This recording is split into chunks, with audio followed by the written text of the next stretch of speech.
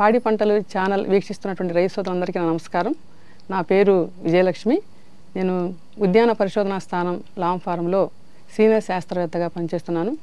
ఈరోజు మనము ధనియాల పంటలో సమగ్ర సస్యరక్షణ అనేటువంటి అంశంపై తెలుసుకుందాము. మన ఆంధ్ర రాష్ట్రంలో పండించేటువంటి సుగంధ ద్రవ్య పంటల్లో ధనియాల పంట ప్రధానమైందనమాట. ఇది సుమారుగా 2000 హెక్టార్లలో సాగు చేయబడుతూ 5000 మెట్రిక్ టన్నుల ఉత్పత్తి ఇస్తూ ఉంటుంది. ప్రధానంగా ఇది రెండు రకాలుగా, అంటే గింజల కోసం అలాగే మరియు కొత్తిమీర కోసం కూడా సాగు చేస్తూ ఉంటాం. వాతావరణం మంచుగా ఉన్నప్పుడు చల్లని వాతావరణం అంటే రబీ సాగుకి అనుకూలమైందనమాట. అదే కొత్తిమీర సాగుకి అయితే అన్ని కాలాలలో కూడా మనం సాగు చేసుకోవచ్చు. ముఖ్యంగా మనం ఎండాకాలంలో సాగు చేసుకున్నట్లయితే అంటే నీడ కింద అంటే 50 నుంచి 60% షేడ్ ఉన్నటువంటి షేడ్ నెట్ల కింద, అలాగే పండ్ల తోటల్లో ఉన్నటువంటి నీడ కింద కూడా మనం ఈ కొత్తిమీర సాగుకు చేసుకోవచ్చు అనమాట. ముఖ్యంగా ధనియాల పంటలో ఏమేమి తెగుళ్ళు ఆశించి పంట నష్టం కలుగు చేస్తాయి వాటి వివరించి మనం తెలుసుకుందాం. నారుకుళ్ళు తెగులు, బూడిద తెగులు, ఎండు తెగులు, అలాగే ఆకుమచ్చ తెగులు, బూజు తెగులు వస్తూ ఉంటాయి అనమాట. వీటిలో ఒక్కొక్క దాని గురించి తెలుసుకుందాం. మొదటిగా నారుకుళ్ళు తెగులు అనమాట. ఎప్పుడైతే మనము ఈ ధనియాలని కొత్తిమీర కోసం సాగు చేస్తామో ఆ మడుల్లో ఈ నారుకుళ్ళు తెగులు రావడానికి అవకాశం ఉందన్నమాట. ముఖ్యంగా ఈ నారుకుళ్ళు తెగులు భూమిలో ఉండేటువంటి శిలీంధ్రం ఆశించడం మూలంగా వస్తుంది. ఇది 2 దశల్లో రావచ్చు. అంటే గింజ మొలకెత్తక ముందు భూమిలో రావచ్చు, అలాగే మొలకెత్తిన తర్వాత పెరుగుదల దశలో కూడా ఈ యొక్క నారుకుళ్ళు తెగులు రావచ్చు. ఎప్పుడు ఈ యొక్క తెగులు ఉధృతి ఎక్కువగా ఉంటుందంటే గాలి చొరబడకుండా, అంటే ఈ యొక్క విత్తన మోతాదు ఎక్కువగా వేసి ఒత్తుగా ఉన్నప్పుడు, అలాగే మురుగునీటి పారుదల సౌకర్యం సరిగా లేనప్పుడు, అలాగే అధిక వర్షాలు ఉన్నప్పుడు, ఎక్కువ తేమ ఉన్నప్పుడు ఈ యొక్క తెగులు ఉధృతి ఉంటుందన్నమాట. దీన్ని ఎట్లా యాజమాన్యం చేసుకోవాలంటే ముందుగా కొత్తిమీర సాగుకి మడులుగా వేసుకుంటారు. ఆ ఎత్తైన మడుల్లో ఈ యొక్క కొత్తిమీరను సాగు చేసుకోవాలి. ప్లస్ ఇదేంటంటే ఆ మడులు చేసుకునేటప్పుడు కూడా ఎక్కడైతే ఆ స్థలం మురుగునీటి పారుదల సౌకర్యం బాగా డ్రైనేజ్ ఫెసిలిటీ బాగా ఉన్నటువంటి ఆ స్థలాన్ని మనం ఎంచుకోవాలి.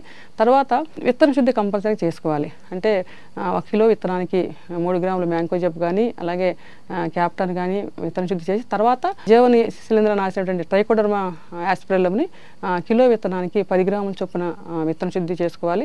తర్వాత ఈ యొక్క నారుమడిలో సెంటు మడికి ఒక ట్రైకోడర్మా 25 గ్రాముల చొప్పున వేసి మొలకెత్తిన తర్వాత ఈ డ్రెంచింగ్ భూమి బాగా తడిచేటట్లు ఈ యొక్క 5% ట్రైకోడర్మా యాస్పిరెల్లం ద్రావణాన్ని భూమి బాగా తడిచేటట్టు పిచికారీ చేయాలి.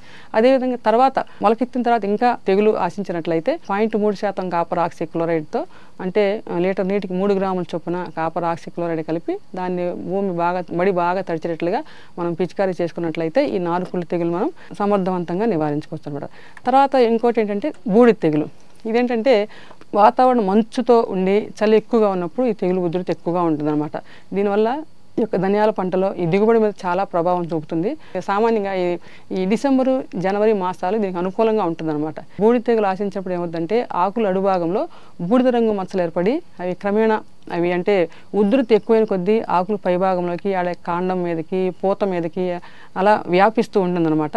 వ్యాపించిన తర్వాత ఈ యొక్క పూత కూడా రాలిపోతుంది, అలాగే గింజలు కూడా తాలూకాయలు అరిపోతాయి, మొక్కలు క్రమేణా ఎండిపోవడం జరుగుతూ ఉంటుంది అనమాట. తెగులు గాలి ద్వారాను అట్లాగే నీటి ద్వారాను శిలీంధ్ర బీజాలు వ్యాప్తి చెందుతూ ఉంటాయి. మరి ముఖ్యంగా ఎప్పుడైతే పగటి ఉష్ణోగ్రత, రాత్రి ఉష్ణోగ్రత, అలాగే పగటి తేమ శాతము, అలాగే రాత్రి తేమ శాతం, ఈ రెండింటి మధ్య వ్యత్యాసం ఎప్పుడైతే ఎక్కువగా ఉంటుందో అలాంటి సందర్భంలో ఈ యొక్క బూడిద తెగులు ఉధృతి ఎక్కువగా ఉంటుందన్నమాట. అంటే పగలు తక్కువ తేమ శాతము, అలాగే రాత్రి ఎక్కువ తేమ శాతం, అలాగే పగలు ఎక్కువ ఉష్ణోగ్రత, రాత్రి తక్కువ ఉష్ణోగ్రత, ఈ విధముగా తేమ శాతము, ఉష్ణోగ్రత మధ్య వ్యత్యాసము చాలా ఎక్కువగా ఉన్నప్పుడు ఈ యొక్క ఉధృతి ఎక్కువగా ఉంటుంది.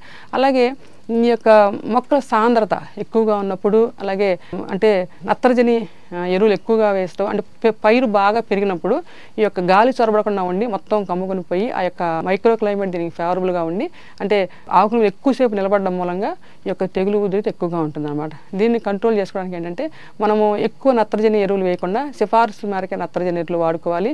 అలాగే మొక్కల సాంద్రత సరిపోను, అంటే మొక్కలు మధ్య ఎంత దూరం ఉండాలి, అలాగే వరుసల మధ్య ఎంత దూరం సరిగా చూసుకున్నట్లయితే ఆ యొక్క సాంద్రత లేకుండా చూసుకోవచ్చు. తర్వాత ఈ అక్టోబర్ 2వ మాసం కల్లా ఈ విత్తనాన్ని మనం విత్తుకోవాలి. ఎందుకంటే మనం రబీ పంటగా సాగు చేసుకుంటాం కాబట్టి అక్టోబర్ 2వ మాసం కల్లా ఈ ధనియాల పంట వేయడం అయిపోవాలన్నమాట. తర్వాత రసాయనిక తెగులు మందుల విషయానికి వస్తే నీటిలో కరిగే గంధకం 3 గ్రాముల చొప్పున కానీ, అలాగే మైక్లోబెటానిల్ లీటర్ నీటికి 0.5 గ్రాముల చొప్పున కానీ, లేకపోతే అజాక్సిస్ట్రోబిన్ లీటర్ నీటికి 1 మిల్లీలీటర్ చొప్పున కానీ మనం పిచికారీ చేసినట్లయితే మనము ఈ బూడిద తెగులను మనం నివారించుకోవచ్చు అనమాట. తర్వాత ఆకుమచ్చ తెగులు. ఈ ఆకుమచ్చ తెగులు ఏంటంటే ఆకుల మీద గోధుమ రంగు మచ్చలు ఏర్పడితే అవి క్రమేణా పెద్దవై ఈ ఆకులు ఎండిపోవడం జరుగుతూ ఉంటుంది అనమాట. దీన్ని నివారించుకోవడానికి కార్బనిజం ప్లస్ మ్యాంకోజెబ్ పిచికారీ చేసుకున్నట్లయితే మనం దీన్ని నివారించుకోవచ్చు. తర్వాత ఎండు తెగులు. ఈ ఎండు తెగులు అనేటువంటిది భూమిలో ఉండేటువంటి శిలీంధ్రం ద్వారా ఆశిస్తుంది. ఇది ఎక్కువ మెయిన్ ఏంటంటే వేర్లకి ఆశించడం మూలంగా ఈ యొక్క ఎండు తెగులు వస్తుందన్నమాట. వేర్లు భాగాన్ని ఆశించడం మూలంగా అప్పుడు భూమిలో నుంచి నీరే కానీ లేకపోతే పోషకాలు కానీ మొక్కకి అందకుండా చేస్తుంది కాబట్టి ఈ యొక్క మొక్కలు ఎండిపోవడం జరుగుతూ ఉంటుంది అనమాట. ఈ యొక్క తెగులు ఆశించినటువంటి మొక్కలు మనం పరీక్షించి చూసినట్లయితే వేర్లు కూడా గోధుమ రంగులో మారిపోయి పైన పొరలుగా ఊడిపోవడం గమనించవచ్చు అనమాట.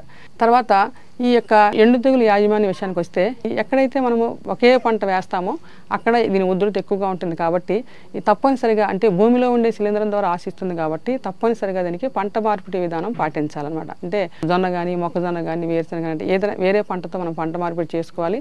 అదేవిధంగా ఈ పచ్చిరొట్ట పైర్లతో మనం భూమిలో కలియుతున్నాలి. జనుము కానీ జీలుగు కానీ వేసి బాగా పెరిగిన తర్వాత భూమిలో కలియుతున్నాలి. తర్వాత ఎకరానికి 200 కేజీల చొప్పున వేపపిండి వేసుకోవాలి. తర్వాత జీవశిలీంధ్ర నాశినటువంటి ట్రైకోడర్మా ఆస్పిరిల్లంని ఎకరానికి 2 కేజీల చొప్పున మనం తీసుకొని ఒక 90 కేజీల పశువుల ఎరువు అలాగే 10 కేజీల వేపపిండి ఈ మిశ్రమానికి ఈ 2 కేజీల ట్రైకోడర్మా ఆస్పిరిల్లం కలిపి కొంచెం నీటిని చల్లి ఏడ ప్రదేశంలో పెట్టి ఒక వారం రోజులు మనం మల్టిప్లై చేసుకున్న తర్వాత అంటే తర్వాత పొలంలో భూమిలో తగిన తేమ ఉన్నప్పుడు మనం వేసుకోవాలన్నమాట. ఈ విధంగా చేసినప్పుడు ఈ యొక్క ట్రైకోడర్మా ఆస్పిరిల్లం ఆ యొక్క తెగులు కలుగు చేసేటువంటి ఆ శిలీంధ్రం మీద పనిచేసి మనకి కంట్రోల్ అవుతుంది అనమాట. ప్లస్ ఇంకోటి ఏంటంటే మనకి విత్తన శుద్ధి తప్పనిసరిగా చేయాలి. ఇంతకుముందు మనం చెప్పుకున్నట్టుగా మ్యాంగోజెబ్తో కానీ క్యాప్టాన్తో కానీ చేసుకోవాలి. తర్వాత ట్రైకోడర్మా ఆస్పిరిల్లంతో కేజీ విత్తనానికి 10 గ్రాముల చొప్పున విత్తన శుద్ధి చేసుకోవాలి. అట్లాగే ఈ కాపర్ ఆక్సిక్లోరైడ్ మందుని లీటర్ నీటికి 3 గ్రాముల చొప్పున కలిపి అంటే ఒక మొక్క నుంచి ఇంకో మొక్కకి తెగులు వ్యాప్తి చెందకుండా పాదుల్లో తెగులు వచ్చిన మొక్కకి ఆ మొక్క చుట్టూ ఉన్న మొక్కలకి మనం పాదుల్లో పోసుకోవడం ద్వారా ఈ యొక్క తెగులు వ్యాప్తిని అరికట్టుకోవచ్చు అనమాట. మరి ముఖ్యంగా దీనికి ఏంటంటే పంట మార్పిడి విధానం ప్లస్ ఈ యొక్క ట్రైకోడర్మా విరిడి అప్లికేషన్ చాలా ఇంపార్టెంట్ అనమాట. తర్వాత బూజు తెగులు. ఈ బూజు తెగులు అనేది గింజలని శిలీంధ్రం ఆశించడం మూలంగా గింజలు నల్లగా అయిపోతాయి అనమాట. గింజ ఏర్పడే దశలో కానీ లేకపోతే కోతకి ముందు కానీ ఏదైనా అకాల వర్షాల ద్వారా కానీ లేకపోతే ఎక్కువ మంచు పడడం వల్ల కానీ తేమ ఎక్కువగా ఉన్నప్పుడు ఈ యొక్క శిలీంధ్రం ఆశించి గింజలు నల్లగా అయిపోయి దాని యొక్క నాణ్యత దెబ్బతింటుంది అనమాట. కాబట్టి దీన్ని ముందుగానే మనము గింజలు ఏర్పడే దశలో మ్యాంకోజెబ్ పిచికారీ చేసినట్టు అంటే లీటర్ నీటి 2.5 గ్రాముల చొప్పున మనం కలిపి మనం పిచికారీ చేసినట్టయితే ఈ యొక్క బూజు తెగులు రాకుండా ఈ శిలీంధ్రం ఆశించకుండా మనం గింజల యొక్క నాణ్యత మనం కాపాడుకోవచ్చు అనమాట. ఈ విధంగా మనము ఈ ధనియాల పంటలో ఈ పద్ధతులు పాటించడం ద్వారా ఈ యొక్క తెగులు లక్షణాలు ఎలా ఉన్నాయి దాన్ని ఎలా నివారించుకోవచ్చు అని చూసుకోవడం ద్వారా మంచి దిగుబడి పొంది నాణ్యమైనటువంటి గింజల్ని నాణ్యమైనటువంటి కొత్తిమీరని పొందడానికి అవకాశం ఉందన్నమాట. ఈ విధంగా ఈ పాడి పంటల ఛానల్ వారికి ఈ అవకాశం ఇచ్చిన ధన్యవాదాలు తెలుపుకుంటున్నాం.